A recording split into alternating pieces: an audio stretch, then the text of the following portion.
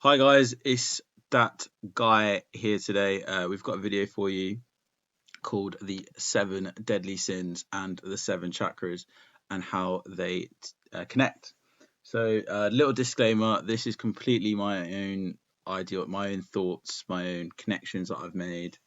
None of this is based on fact. This is only literally my own opinion. So please take everything I do say or I'm about to say with a grain of salt. Make your own decisions. You know, if you think I'm talking absolute was, then yeah, let me know in the comments. I'd love to have a debate, a discussion about it. If you know anything about chakras, you know there's a lot of different like systems. There's a 7 chakra system, a 13 chakra system, a 12 chakra system, loads of mini chakras, loads of different things. Today we're literally just focusing on the main 7, so that is the root chakra, the sacral chakra, the solar plexus, the heart chakra, the throat chakra, the third eye chakra, and also the crown chakra.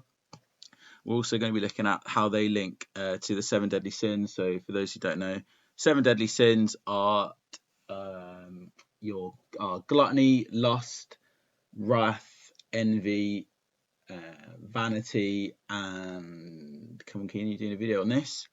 Greed. That's it. That's the last one. That's the 7 sins. There are also things called the 7 virtues, which is basically the complete opposites of the 7 deadly sins. I mean, I'll mention them briefly in terms of how they also connect with the chakras, the 7 chakra system, and yeah, we'll go from there. But let's get cracking on with the first one. Okay, so the root chakra and gluttony. So first of all, to understand how they link, we first got to understand what these things are. So gluttony is defined as an overindulgence in food and drinks. It's an excessive consumption of these things, and it's not to be confused with greed. So greed we'll talk about a bit later, but essentially what greed is, it's defined as an excessive collection of things. So to put it simply, gluttony is eating 100 cheeseburgers. Greed is just hoarding 100 cheeseburgers. So hopefully that makes sense. And now the root chakra is your base chakra, and essentially it's a bit like fight or flight. So it grounds you to whatever keeps you stable in life. So that can be food, drink, shelter, etc. It's basically your body's way of knowing that you have the means to survive and flourish and live life essentially. So how do these two link? Well, since food is quite important in human survival, I think it's pretty obvious to see how they link. So your body obviously needs a certain amount of food in it for it to survive. And when your body has that certain amount of food level in it, I don't know the science, don't know my calories, I'm really sorry, it didn't come prepared. But anyway, we move. Yeah, so when your body has a certain amount of food in it and it's able to survive, your root chakra's happy, it's balanced, you know, you're able to thrive, etc., and go through the other chakra stages. And when you begin to overindulge and take more food than you need, your root chakra is being overworked and you're not having that base being balanced. And if your base isn't balanced in your chakra system, I mean, you think of like a tree, if the roots aren't stable, then the tree's going to fall over, the tree's not going to be able to grow. So in your journey through balancing your chakras, through finding your awakening, your kundalini experience, whatever your chakra journey is, just be mindful of gluttony and, you know, taking only what you need to survive food wise. And yeah, moving on to the next one. So next we have got lust and the sacral chakra. So again, we're going to define the two. So lust is defined as an intense urge or unbridled desire. It's essentially pure passion without the regard for others, and you can lust after many different things, not just people. You can lust after objects, status, etc., etc. The sacral chakra, now that chakra is all about your passion and pleasure. It's the center of feeling and also creativity as well. So how do these two link? Well, again, hopefully it's pretty straightforward in terms of where that link is. So the sacral chakra is all about your passion and creativity, and lust is just an overwhelming passion and desire. It's an overwhelming want for someone, that it's an overwhelming sexual craving for, I don't know, the fit girl on Instagram or whatever your woman or man or person of choice is. So to be lustful is to have an overworked sacral chakra. You're overworking your passions and your sexual desires, and it's your creativity as well. Because let's not forget that sexual energy and creative energy are very much one and the same. If you think about what the ultimate act of creation is, it's life, and life only comes about through sex. I mean, obviously you can do IVF and stuff like that, but there's a release of sexual energy when the man ejaculates into the petri dish or whatever it is. There's a sexual energy there in creation, is essentially what I'm getting at. So when I say that you have this creativity, creative energy and sexual energy are very much one and the same. I know that sometimes when you do get um, creative and you get creative bursts of energy, it can also mimic similar sexual euphoria, and that's again similar energies. Ugwan is what man's trying to say. Um, so yeah, I mean, like, and in terms of balancing those, that chakra and not being lustful, the key to that is chastity. So we looked at moderation for the root chakra, and that is the virtue for gluttony. So chastity is the virtue for lust. Now, I don't mean I don't have sex. I don't mean wait until marriage, etc., etc. What I mean is to have passion with regard to the other person that you're with, or the other things that are affected by your wants. So by this I mean, um, have passion and be passionate and desire somebody, but make sure that your desires and your wants and your actions on those desires and those wants have the other person in mind, and have the other person's wants in mind too, the other person's passions in mind too. Because there's no point having sex and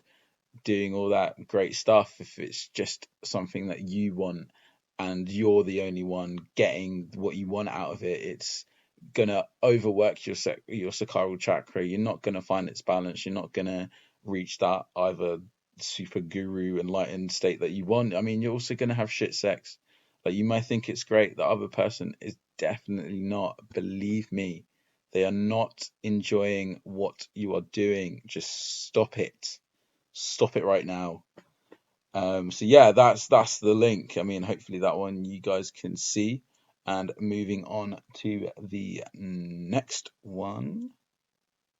Okay, so the next one, I feel like this one again is pretty straightforward. So I'm not going to spend too much time in it. That is the solar plexus chakra and sloth. So what sloth is basically being lazy. I don't need to explain to you what that is. Maybe that's a bit lazy of me.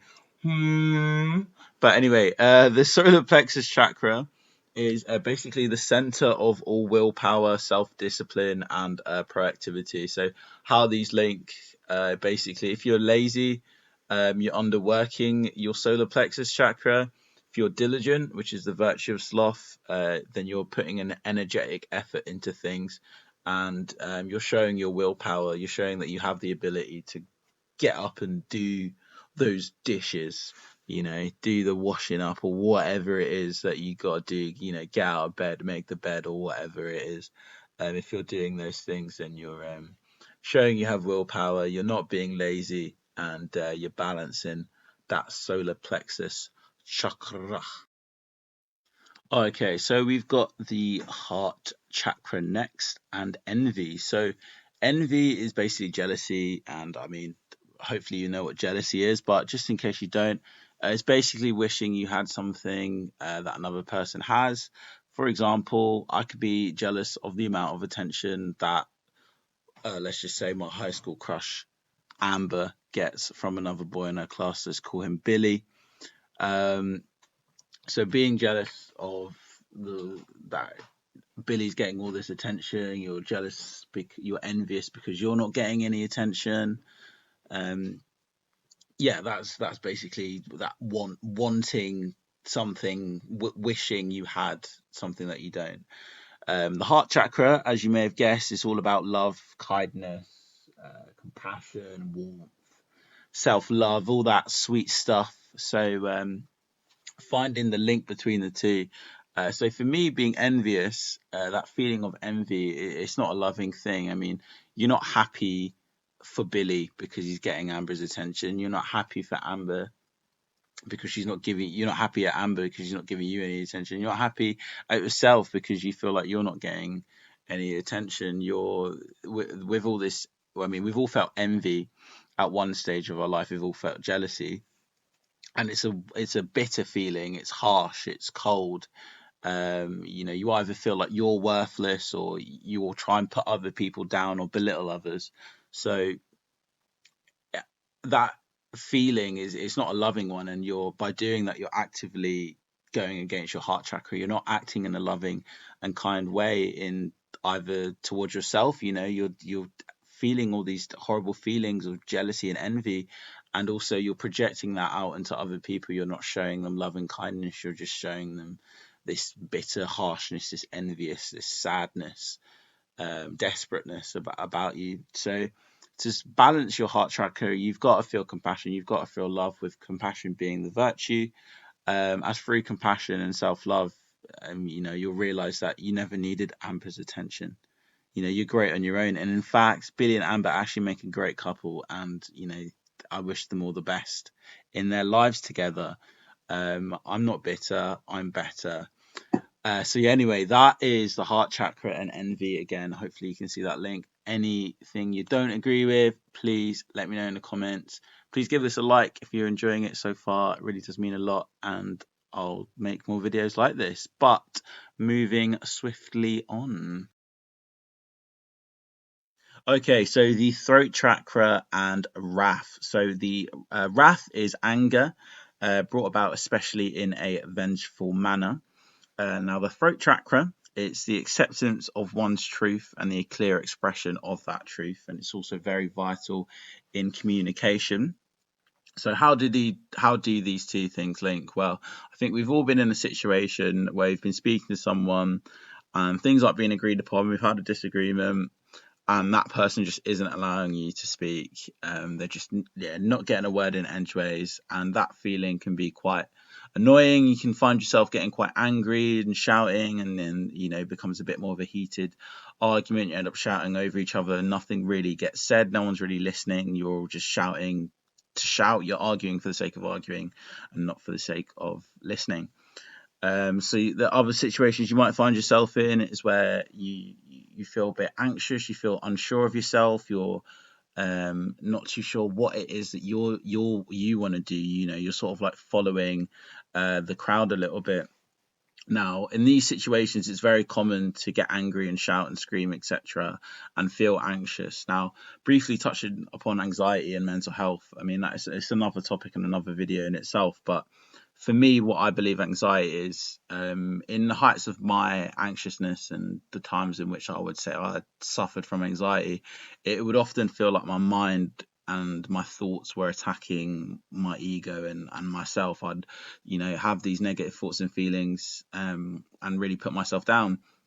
And as a result of that, what you are doing is you're not actually dealing with what's happening around you. The anxiety is your body telling you you're not coping with whatever the fuck is going on around you.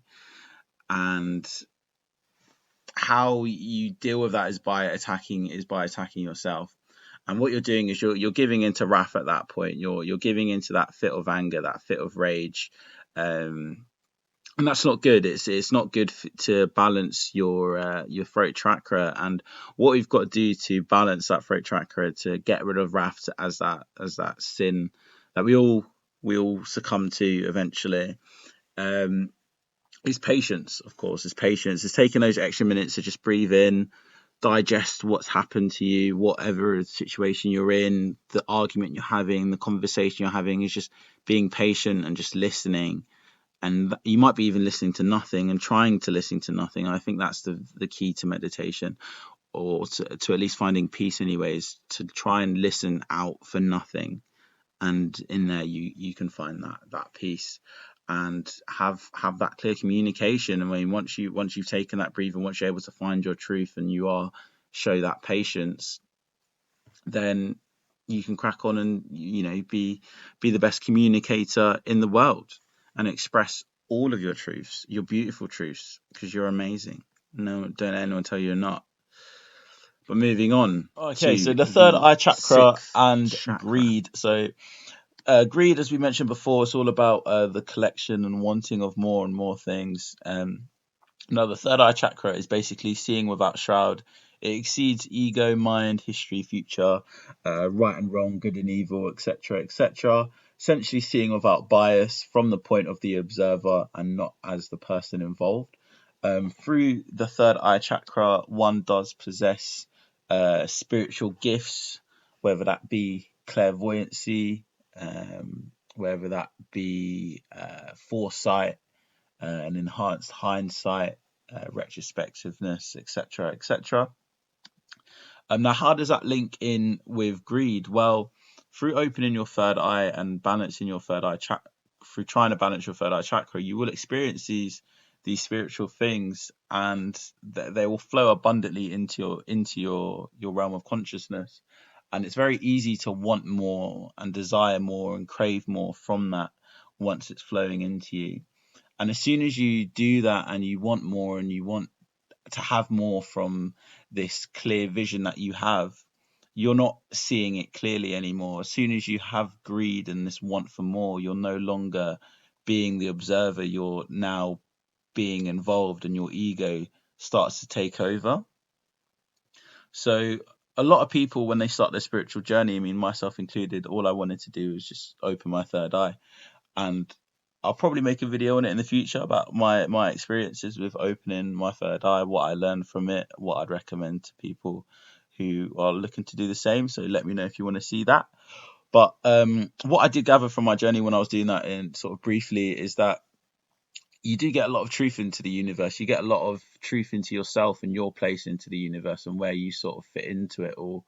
And it can be sort of entrancing to want more from that, to want more knowledge, more psychic powers, more gift. The thing to sort of mention with that is that if you want more things from it, from opening your third eye, than what you get when you open your third eye, then in doing so you're only going to close your third eye. Your third eye is for you to see what is. You're not able to gain anything physically or materialistically from that. You can only see things for what they are.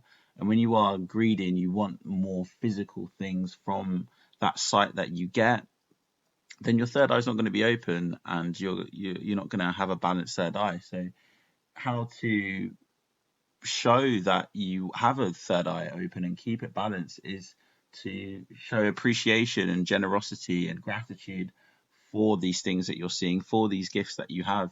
And only through that, then you'll find that your third eye is more opened and more balanced, if that's what you want to do, of course. So last but not least, the crown chakra and vanity. So vanity is when you think you're better than someone. You basically think you're the best thing since sliced bread, that no one comes close to you.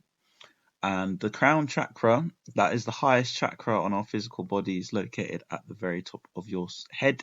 It's responsible for seeing the oneness and the unity within our world, seeing your own divinity and your own interconnectedness with nature, animals, and people around you. So with that, you're probably wondering, how do these things connect? Well, once you're in this connected state, and by connected state, it's not a sense of knowledge like it is with the third eye chakra. It's rather a euphoria and inner peace and sort of just an understanding, as opposed to a knowledge sort of unwritten or unsaid even within your own mind.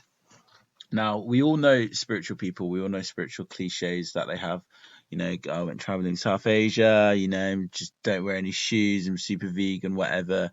And then, last one just being super arrogant and condescending.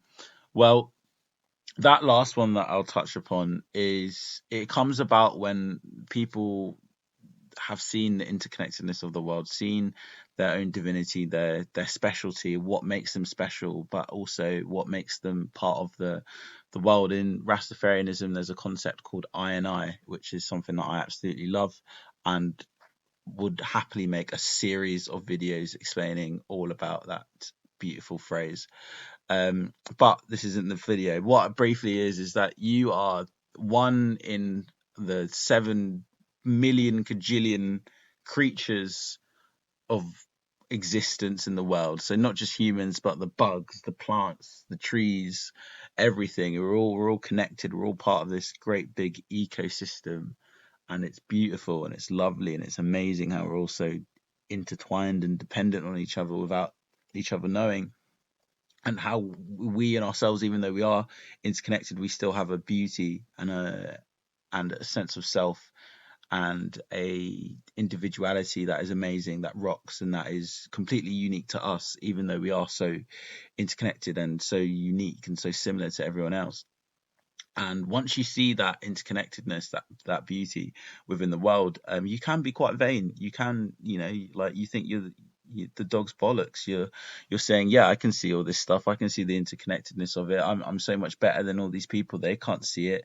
They can't see how they're damaging this, that, and the other. They can't see how their actions have repercussions, but I can. I'm so amazing. I'm so great and thoughtful and so considerate.